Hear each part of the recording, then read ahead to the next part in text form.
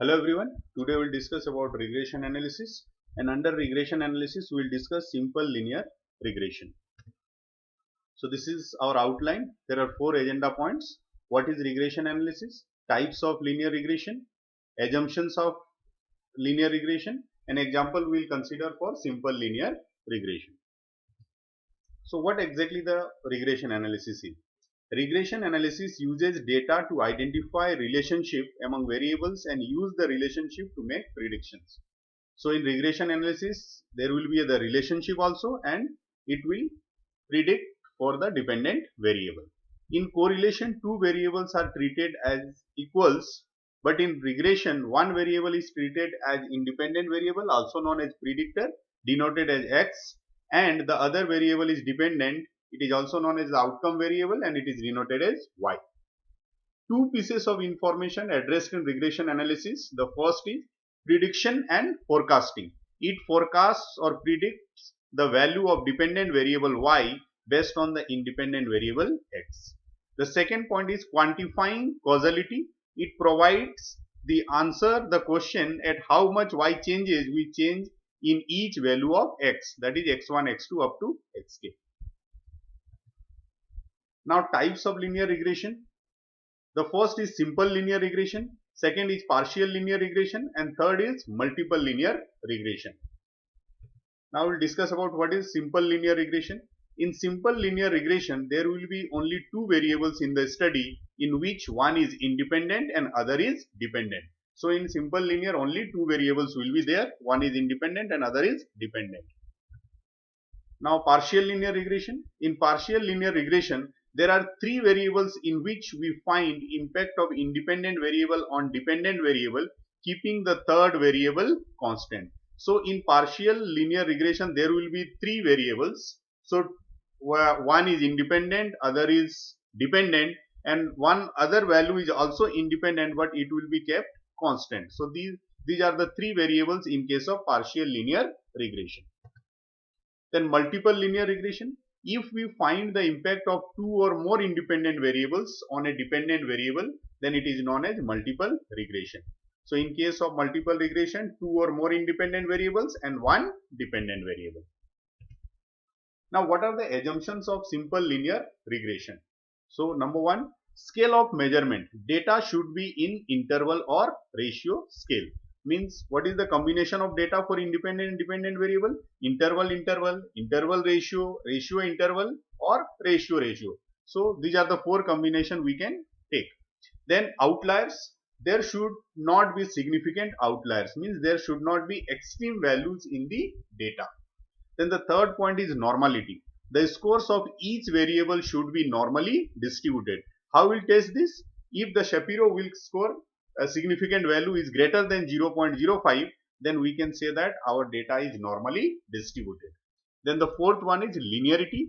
There must be linear relationship between the variables, means between the independent variable and dependent variable, there should be a linear relationship. Then the fifth one, assumption of independence. Residuals should be uncorrelated. The assumption is tested by Darwin-Watson in model summary table of regression. The value should lies between 0 to 4. Values from 0 to less than 2 indicate positive autocorrelation, and values from 2 to 4 indicate negative autocorrelation. So it will be tested by Darwin-Watson test.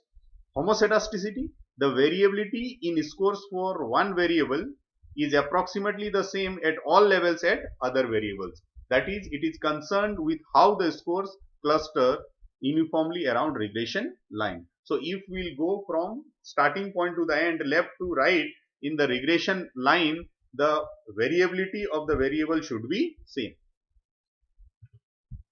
Now simple linear regression, you can see here there are two variables x and y. X is the independent variable on the x-axis, y is dependent variable on the y-axis. This is the intercept and the value is a.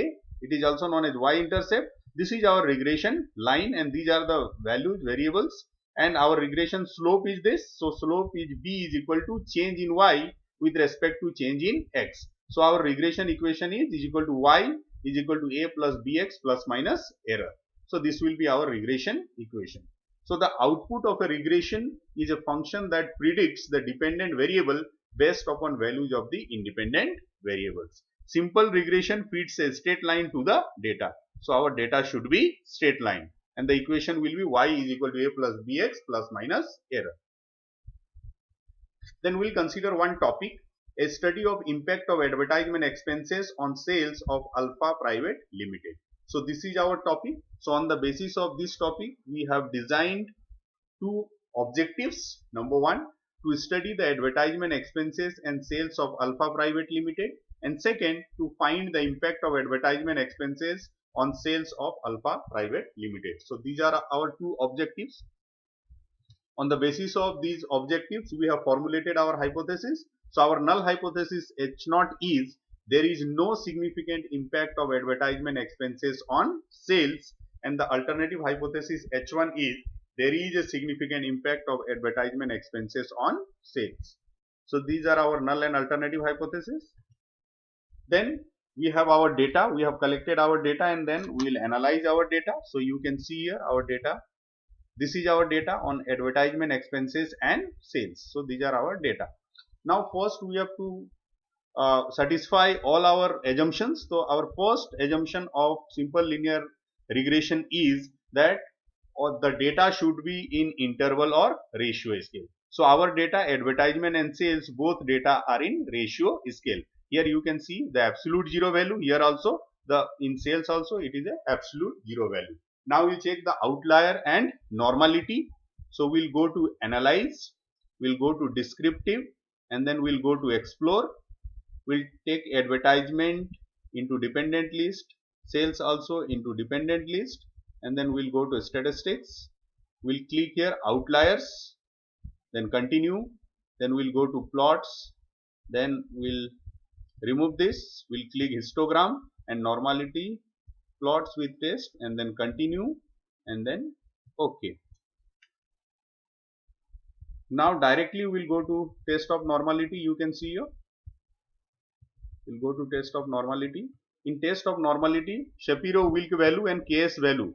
So, we'll see the Shapiro-Wilk value, significant value 0.207, 1.148. So both these values are greater than 0.05. So our normality condition is holding here. Again we'll go to the box plot of both advertisement and sales, and we'll find out the outliers. So you can see here, this is the box plot of advertisement expenses. No points are outside the box plot. So this is minimum value, maximum value, Q1, Q2, Q3. All the points are inside this box plot. So advertisement is in advertisement there are no outliers. Then again we'll go to sales data. In sales data you can see here all the points are inside this box plot, no points are outside, so no outliers in sales also. Okay, so our data is in ratio scale. The first condition is holding. Second, our there are no outliers, the second assumption. Third, the independent variable and dependent variable holding the condition of normality. And now we'll go to, for linearity check, we'll go to graphs, and in graphs we'll go to chart builders. Click here, then we'll go to scatter and dot plot. We'll bring it here, and then in y-axis we'll bring the sales, and then advertisement on the x-axis. Okay, so we have got this. So these are the points you can see here.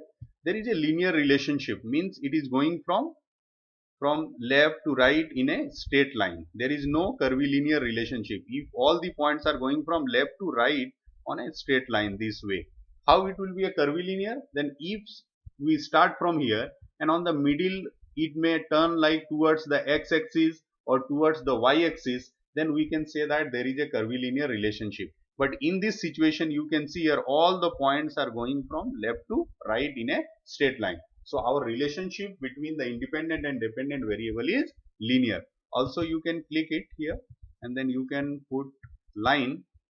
So you can see here all the points are on the straight line.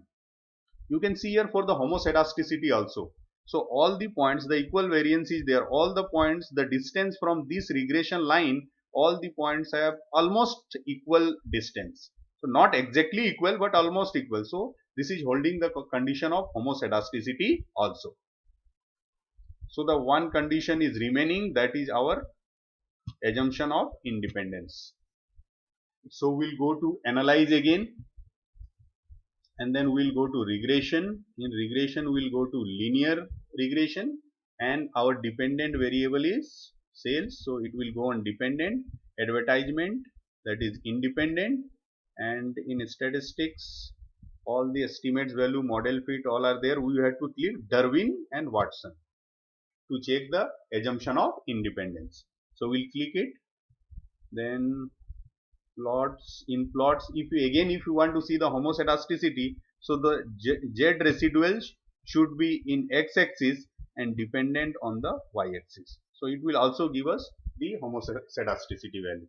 So that we will continue, and then options, no need to do anything, and then we'll click here.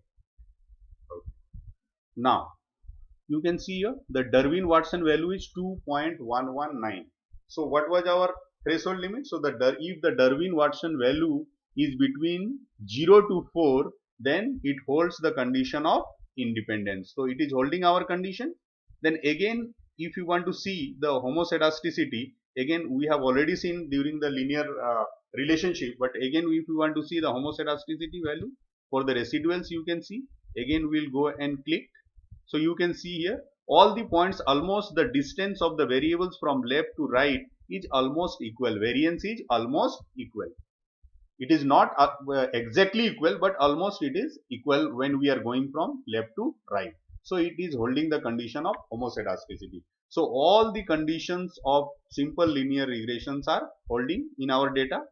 So we'll go for the explanation again of regression. So first we'll go to our ANOVA table. So in our ANOVA table, the regression significant value is 0.000, which is less than 0.05. What does it mean? It means the null hypothesis is rejected and alternative hypothesis is accepted. What does it mean? It means there is a significant impact of advertisement expenses and sales. Now we will go to the model summary. In the model summary, you can see the adjusted R square value. Adjusted R square value, what is the value of adjusted R square? 0.746. What does it mean? So it means that our dependent variable sales is explained 74.6% by our independent variable advertisement expenses. That is the meaning of adjusted R square. Now if you want to predict the value of dependent variable on the basis of independent variable, then we must have an equation or the regression model, and from where we can find out our regression model? From the coefficient table. So in the coefficient table, you can see here this is our constant 43.041 and this is our coefficient of advertisement. So what was our regression equation? Y is equal to A plus Bx plus minus error. So we ignore here the error value. So from this our equation will be Y is equal to A plus Bx. So Y is equal to sales and A is equal to 43.041 plus 1.10 into X. So our regression equation will be Y is equal to 43.041 plus 1.110. So into X. So this will be our regression equation. If we know the value of X, we can predict the value of Y. So now how to report this data? You can see here report of this simple regression analysis. So we'll see here the data collected for analysis holds all the assumptions of simple linear regression. The significant value in ANOVA table, the significant value in ANOVA table you can see here 0.000, which is less than 0.05. So it has sufficient evidence as per decision rule to reject the null hypothesis. Hence H1, that is alternative hypothesis, is accepted. What is our alternative hypothesis? It means that there is a significant impact of advertisement expenses on sales. Number one. Number two, also the adjusted R square value is 0.746. It means the dependent variable, that is sales, is explained 74.6% by the independent variable, that is advertisement expenses.